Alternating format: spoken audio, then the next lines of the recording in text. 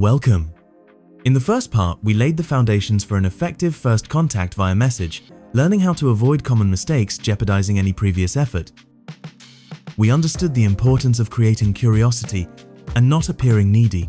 But what happens when her answer finally arrives? How do you manage the conversation to keep her interest alive and, above all, lead to a real meeting? If she responds, you will have to keep her interested without rushing the time of a second meeting. The aim is to arouse in her a certain curiosity that pushes her to agree to go out to get to know you better. Take the time to read and respond to her messages without worrying about doing it immediately. Everyone has their own life and commitments. If you are curious to know what she replied to you, or you are afraid of making a bad impression if you are late in answering, well, know that this fear will keep you back where you started. Because one of the first tests that women do today to skim the crowd of suitors is precisely the one to understand who is desperate and who is not.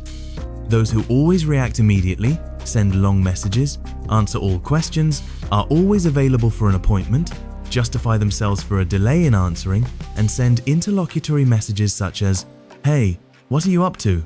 It is unlikely that he will conclude anything positive.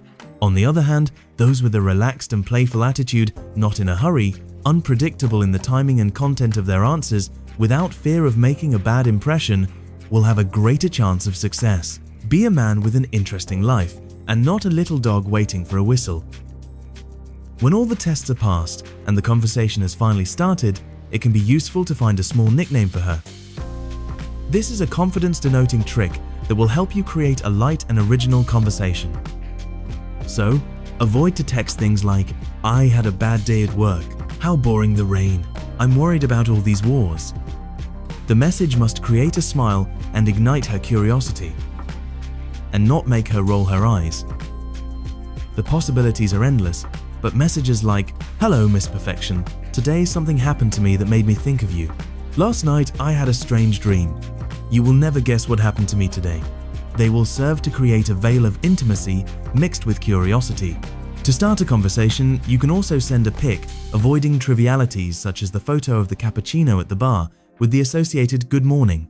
Instead, create little stories from details that relate to something you said to each other during the first encounter. And when you feel a good connection, do not hesitate to flirt with messages to ignite her emotions, always taking the utmost care to remain polite and respectful. And a golden piece of advice: close the conversation when the fun is at its peak. This will leave her curiosity and desire to resume the dialogue with you as soon as possible. Always leave her with an aftertaste of, "I want more." If you receive quick and well-engaged responses, you will be sure that a solid contact has been finally established, and it is therefore time to propose an appointment.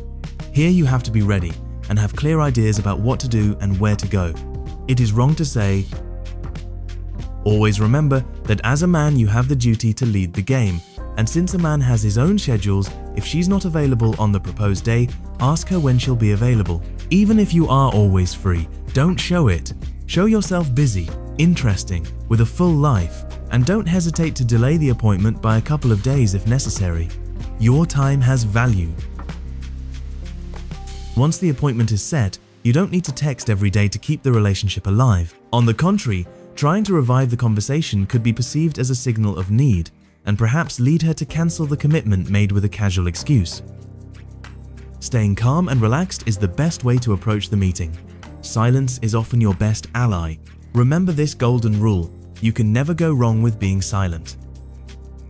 In some cases, if a relationship of great complicity has been established from the beginning, you can joke about approaching the fateful date with small, playful provocations, but avoid engaging in long conversations. Finally, a rule of good manners: reconfirm the appointment in the previous 24 hours. It is a simple gesture that shows attention and seriousness. In these two parts, you learned that communicating through messages is not a game of luck, but an art that, with the right rules, can open the door to more meaningful relationships. Remember these key principles: don't be needy, create curiosity, keep the conversation light, and be the one to lead the game in a relaxed manner. Apply these strategies and you will see that your approach through text messages will be successful. If you liked this episode, please like and subscribe to the channel. Until next time.